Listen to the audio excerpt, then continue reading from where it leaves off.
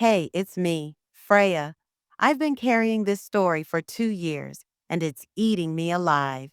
It's about a diary I kept hidden, a secret I thought was safe, and the day my son Leo found it. His reaction?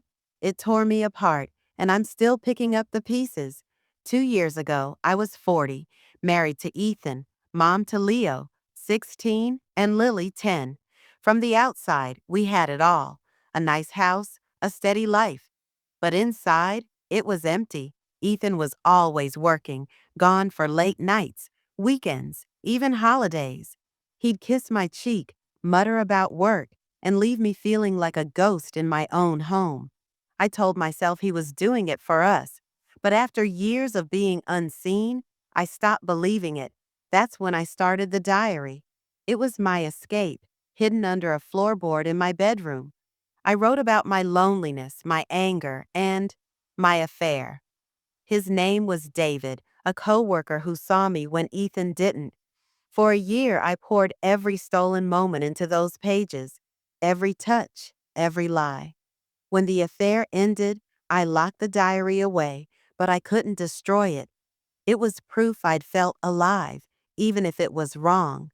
I thought Leo would never find it. He was my quiet, sweet boy, always lost in his music. But I was wrong. One moment can unravel everything. It was a humid summer day. Ethan was at work, as usual, and Lily was at a friend's house. I'd gone to the store, leaving Leo home alone. He was supposed to be working on a school project, something about family history. I didn't think twice about it. When I got back, the house felt off, too still. I called for Leo, but he didn't answer. My stomach twisted as I climbed the stairs. My bedroom door was open, something I never do. I pushed it wider, and there he was, sitting cross-legged on the floor, the floorboard pulled up, my diary open in his lap. His face was pale, his eyes red, like he'd been reading for hours. "Leo," I said, my voice barely a whisper, "what are you doing?" He looked up, and the hurt in his eyes hit me like a punch. "Mom," he said, his voice cracking, "you cheated on Dad with some guy named David?" He held up the diary, pages trembling in his hands. "You wrote about it like you loved him." I couldn't move. My mind screamed to lie, to say it was fiction. But the truth was staring us both in the face. "Leo, I started, but the words died. "How do you tell your son you broke your family? Why didn't you tell me?" he asked, tears spilling. I thought Dad left because of me. That's when I realized how much my silence had hurt him. I'd hidden the truth to protect him, but it only made him carry the blame. I sank onto the bed, my hands shaking. "Leo, I'm so sorry," I said. "I never meant for you to find this." He stood up, the diary still in his hands. "Sorry? Mom, you wrote about this guy for pages. You said you felt alive with him. Did you even care about us? About me and Lily?"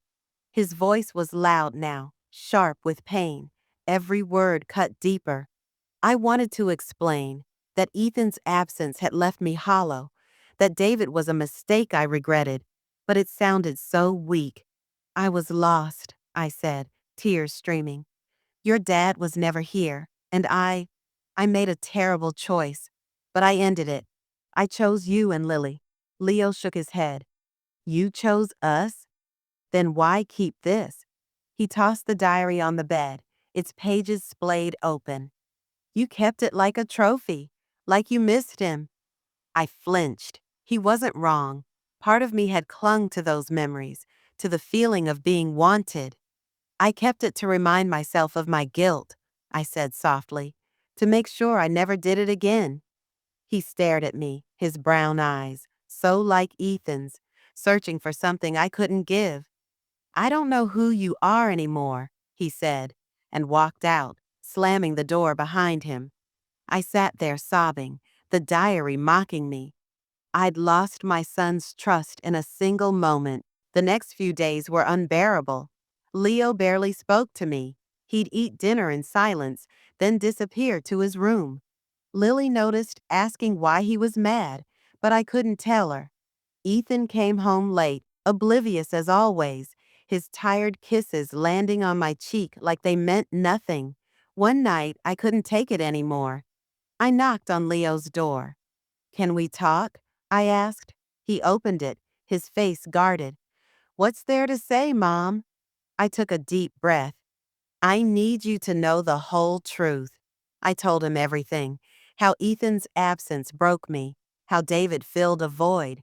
How I ended the affair when I realized I was destroying our family. I told him I'd been in therapy, trying to fix myself. "I messed up," I said, crying. "But I love you and Lily more than anything." Leo listened, his jaw tight. When I finished, he said, "I get why you did it. Dad's never here, but you lied to me. You let me think I was the problem." He paused, his voice breaking. "I used to think you were perfect. Now I know you're just human." That word, human, hit me harder than any insult. He wasn't just angry, he was grieving the mom he thought he knew. "I'll do anything to earn your trust back," I said. He nodded, but his eyes were distant. "I need time, Mom, maybe a lot of it." As he closed the door, I felt my heart shatter. I'd failed him in ways I couldn't undo. 2 years later, things are different, but not healed. Leo and I talk more now, but there's a wall between us. He's 18, heading to college soon, and I'm terrified he'll carry this hurt forever. I burned the diary last year, not to hide my past, but to let go of the shame I'd been clinging to. I'm still in therapy, learning to forgive myself, but it's slow. Ethan's still a ghost, working late, barely noticing the cracks in our family. I've thought about leaving, but Lily's too young, and I'm not ready to break what's left of us.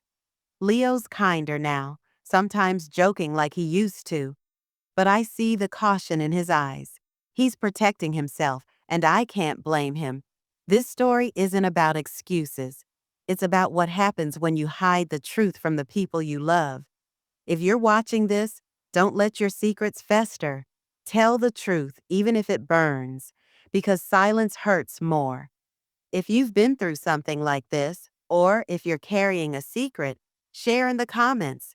It helps to know I'm not alone. Like, subscribe, and let's keep talking. The worst betrayals are the ones we keep from ourselves.